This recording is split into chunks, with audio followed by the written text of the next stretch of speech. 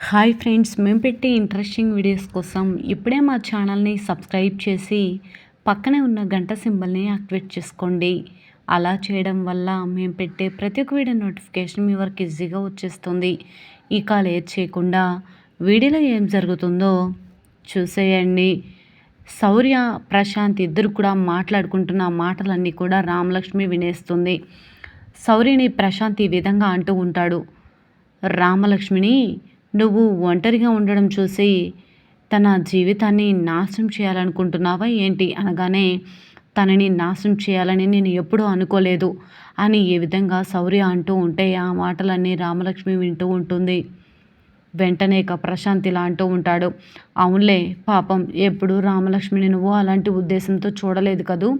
పాపం ఆ రోజు నువ్వు రామలక్ష్మికి పానకం ఇవ్వడంతో ఆ పానకంలో నువ్వే మత్తు కలిపావని, తనని గదిలోనికి తీసుకువెళ్ళి తన జీవితాన్ని నాశనం చేయాలనుకున్నావని అనుకుంది. కానీ అదంతా చేసింది నేనని, సమయానికి నువ్వు నేను తప్పు చేశానని ఒప్పుకోవడంతో నిజంగా తను నీ మీద కక్ష పెంచుకుంది అన్న నిజాన్ని ప్రశాంతిక శౌర్య గురించి మాట్లాడడం విని రామలక్ష్మి షాక్ అయిపోతుంది. మరి నిజంగా శౌర్య తప్పు చేయలేదని, ప్రశాంత్ మంచివాడు కాదన్న విషయం మరి రామలక్ష్మి రఘురామ్తో చెప్పబోతుందా? మరి ప్రశాంత్ని పెళ్లి చేసుకున్న నిజాన్ని బయట పెడితే మరిక రామలక్ష్మి చెప్పిన దానికి రఘురామ్ ఏం చేయబోతున్నాడు, నిజంగా ఏం జరుగుతుంది తెలుసుకోవాలి అంటే ఈ వీడియో చివరి వరకు చూడండి ఫ్రెండ్స్. నచ్చితే ఒక లైక్ చేయడం మర్చిపోకండి. ఇక లేట్ చేయకుండా వీడియోలో ఏం జరుగుతుందో చూసేయండి. ఇకపోతే పద్మ చాలా కంగారు పడిపోతూ ఉంటుంది.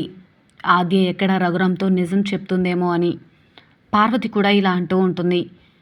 ఏం కంగారు పడకు వదినా, చారు వెళ్ళింది కదా, తను ఏదో ఒకటి చేస్తుందిలే అనగానే, ఏం చేస్తుంది చేసిందంతా నువ్వే చేశావు అని అంటూ ఉంటే, నేనేం చేశాను?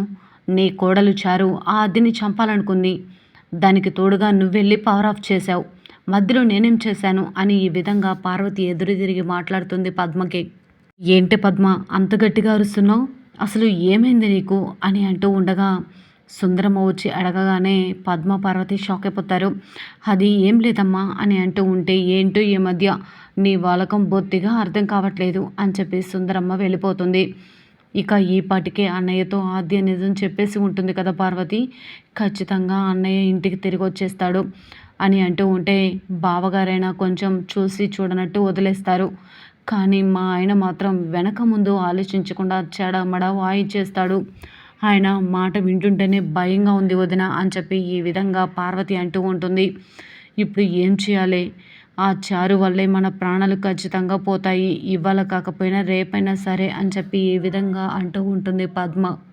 ఇప్పుడు ఏం చేయాలి వదిన, నాకేమీ పాలుపోవట్లేదు అనగానే అప్పుడే ఇక రఘురామ్ ఇంటికి వచ్చి జానకి అని పిలవడంతో, అదిగో అన్నయ్య వచ్చేసాడు అనగానే, సరే వదిన వెళ్తున్నానుండు అనగానే, నువ్వెక్కడికే అని చెప్పి అంటూ ఉంటే, బావగారు పిలిచారు కదా వెళ్తున్నాను అనగానే, బావయ్య అన్నయ్య పిలిచింది నిన్ను కాదే వదినని అనగానే, అవును కదా జానకి అక్కని పిలిస్తే అదేంటో నన్నే పిలుస్తున్నట్టు అనిపిస్తుంది అనగానే, నీకు పిచ్చి పట్టింది, నాకు పిచ్చి పట్టేలా ఉంది, ఇంతకు ఈ చారు ఎక్కడికి వెళ్ళిందో ఏమో అని ఆలోచిస్తూ ఇద్దరు కూడా మాట్లాడుకుంటూ ఉంటే, అప్పుడే ఇక పద్మ పద్మ అని చెప్పి ఈ విధంగా రఘురామ్ కేకలు వేయడంతో, అరుగో బావగారు నిన్నే పిలుస్తున్నారు వదిన అనగానే, వినపడింది, పద వెళ్దామని చెప్పేసి పద్మ పార్వతి ఇద్దరు కూడా బయటకు వచ్చేస్తారు. ఈలోపు జానకి కూడా వచ్చేస్తుంది. రఘురామ్కి మజ్జిగ ఇవ్వడంతో మజ్జిగ తాగుతూ ఉంటాడు. ఇక వెంటనే పద్మ ఇలా అంటూ ఉంటుంది, అన్నయ్య నేనే తప్పు చేయలేదన్నయ్య, నాకేమీ తెలియదు అన్నయ్య అని అంటూ ఉంటే, దేని గురించి మాట్లాడుతున్నావు పద్మ, నువ్వు ఏదో తప్పు చేసావని నేనేమీ అడగలేదే అనగానే, అంటే దేని గురించి అడుగుతున్నావు అన్నయ్య అనగానే, అది ఏం లేదు, షాప్ దగ్గరికి సరుకు వచ్చింది, నేను ఇంటికి వచ్చాను కదా, కొంచెం బావగారిని అక్కడికి వెళ్ళి లోడ్ దింపుకోమని ఆ పనులు చూసుకోమని చెప్తావేమోనని అనగానే, ఓహో దాని గురించా అనగానే, నువ్వే దేని గురించి అనుకున్నావు పద్మ అని అంటూ ఉంటే, అయ్యో అదేం లేదన్నయ్య అని చెప్పేసి, సరే నేను ఆయనకి చెప్తానులే అని చెప్పి పద్మ పార్వతి ఇద్దరు కూడా బయటకు వెళ్ళిపోతారు. ఆ చారు ఏదే ఇంకా రావట్లేదు అని చెప్పి పద్మ అనగానే, పార్వతి అటువైపు చూడగానే ఆద్య అలాగే చారు ఇద్దరు కూడా కలిసి నడుచుకుంటూ వస్తూ ఉండడం చూసి పద్మ పార్వతి షాక్ అయిపోతారు. ఏంటి తప్పు చేసింది, తప్పు చేయాలనుకుంది, ఇద్దరు కూడా అలా వస్తున్నారేంటి, తనేమో భయం లేకుండా ఆద్యతో కలిసొస్తుంది. భయపడాల్సిన ఆద్యేమో భయపెట్టాల్సిన ఆద్యేమో సైలెంట్‌గా ఉంది. తప్పు చేసిందేమో తిరిగి తిరిగి సంతోషంగా వచ్చేస్తుంది. ఏం జరుగుంటుంది అనగానే అదే నాకు కూడా అర్థం కావట్లేదు అని చెప్పి అనుకుంటూ ఉంటారు. వెంటనే ఇక ఆద్య చారుతో, చారు ప్లీజ్ డాడీకి ఏమైంది? అసలు డాడీ ఆ పొజిషన్‌లో ఎందుకున్నారు? ఒక్కసారి నన్ను డాడీ దగ్గరికి తీసుకువెళ్ళవా? అనగానే అయ్యో ఆద్య ఖచ్చితంగా తీసుకువెళ్తాను. తీసుకెళ్ళకుండా ఎలా ఉంటాను? ముందు నువ్వు నన్ను బావని కలిపే మార్గం చూడు. ఆ తర్వాత ఖచ్చితంగా మీ డాడీని నీ దగ్గరికి తీసుకొస్తాను అని చెప్పి ఈ విధంగా చారు అంటూ ఉంటుంది. వెంటనే ఇక ఆద్య అక్కడి నుంచి వెళ్ళిపోగానే పద్మ, పార్వతి ఇద్దరు కూడా చారు దగ్గరికి వెళ్తారు. ఏంటి ఏమైంది? ఈ పాటికి ఆద్య అన్నయ్యతో నిజం అంతా చెప్పేస్తుంది అనుకున్నాము. అన్నయ్య ఏమో కూల్గా వచ్చి మజ్జిగ తాగుతున్నాడు. ఇదేమో సైలెంట్గా ఇంటి లోపలికి వెళ్తుంది. అసలు ఏం చేసావే? ఏం జరిగింది? ముందు చెప్పవే, మా కాళ్ళు చేతులు ఆడట్లేదు అనగానే ఏం చేసినా సరే ఇక నుంచి ఆద్య మన గురించి బయట పెట్టదు అనగానే అలా చెప్తుంది అంటే ఇది మరొక తప్పు చేసిందనే పార్వతి, నువ్వైనా చెప్పవే అనగానే ఏంటమ్మా చారు, అడిగిన దానికి సమాధానం చెప్పు, మేము కూడా కొంచెం ప్రశాంతంగా ఉంటాం కదా అనగానే నువ్వు ఏమీ కంగారు పడకు పిన్ని, ఇంకా ఆద్య మన జోలికి రాదు.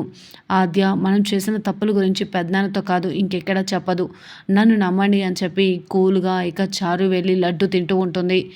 హాయిగా లడ్డు తింటూ ఎంజాయ్ చేస్తూ ఉంటే అప్పుడే ఇక సీను వచ్చి లోపల చూస్తాడు. చారుని ప్రశాంతంగా చూసి ఇదేంటి ఇంత ప్రశాంతంగా ఉంది? ఆద్య వెళ్ళి మామయ్యకు చెప్తానంది కదా, ఇంకా మామయ్యతో చెప్పలేదా ఏంటి అని చెప్పి సీను బయటకు వెళ్ళిపోతాడు. ఇకపోతే రామలక్ష్మి హాకీకి ప్రాక్టీస్కి రాకుండా వెళ్తుంటే శౌర్య అడ్డుపడి ఏంటి రామలక్ష్మి, నీకేదన్నా కోపం ఉంటే నా మీద చూపించు, అంతేకాని ఇలా ఆట మీద చూపిస్తే ఎలా? నీకెంతో ఇష్టమైన ఆటని ఇలా నెగ్లెక్ట్ చేస్తే ఎలా అనగానే నాకు ఎన్నో ఇష్టం సార్, అలాంటివన్నీ ఎన్నో వదిలేశాను, ఇదేమీ పెద్ద లెక్క కాదు సార్. ఒకప్పుడు ఎవరి కోసమో ఆటని ఆడాలి, గెలవాలి, వాళ్ళ సంతోషాన్ని చూడాలి అనుకున్నాను. నాకు ఇప్పుడు ఎటువంటి సంతోషము లేదు, మీరు నన్ను వదిలేయండి అని చెప్పి అంటూ ఉంటే శౌర్య రామలక్ష్మి వెనకాల పడడం చూసి రామలక్ష్మి చాలా కంగారుగా వెళ్తుంది. ఒకప్పుడు రామలక్ష్మిని గదిలోకి తీసుకువెళ్ళి తన పైటను తీయటం అంతా కూడా గుర్తు చేసుకుంటూ గదిలోనికి పరిగెత్తుతుంది. పరిగెత్తి ప్రశాంత్కి ఫోన్ చేసి ప్రశాంత్ అని చెప్పి జరిగిందంతా కూడా చెప్తుంది. వెంటనే ప్రశాంత్ ఇక కాలేజ్ దగ్గరికి వచ్చి శౌర్యతో మాట్లాడుతున్న మాటలన్నీ కూడా లోపల ఉన్న రామలక్ష్మి వింటూ ఉంటుంది. పాపం రామలక్ష్మి నువ్వే ఆ రోజు తప్పు చేసావని నమ్ముతుంది. ఇంకెందుకు రామలక్ష్మి వెంట పడుతున్నావు? తన హాకీ ప్రాక్టీస్ తన ఇష్టం, తన ఇష్టమైతే చదువుకుంటుంది లేదా ఆడుకుంటుంది, నీకెందుకు అని చెప్పి ప్రశాంత్ అంటూ ఉంటే నీకు అర్థం కావట్లేదు, రామలక్ష్మి ఇంటర్నేషనల్ స్థాయిలో ఆడి మంచి మెప్పు పొందుతుంది, మంచి గౌరవ మర్యాదలు సంపాదించుకుంటుంది, తను మంచి టాలెంటెడ్ అని చెప్పి అంటూ ఉంటాడు. ఏది ఏమైనా సరే రామలక్ష్మిని పెళ్ళైన తర్వాత ఒక్కరోజు కూడా కాలేజీకి పంపించేదే లేదు అని ఈ విధంగా అంటూ ఉంటే ఆ మాటలన్నీ విన్న రామలక్ష్మి షాక్ అయిపోతుంది. మరి నిజంగా శౌర్య తప్పు చేయలేదన్న విషయం రామలక్ష్మి తెలుసుకొని రఘురామ్ ముందు బయట పెడితే మరి ప్రశాంత్ పరిస్థితి ఏమవుతుంది?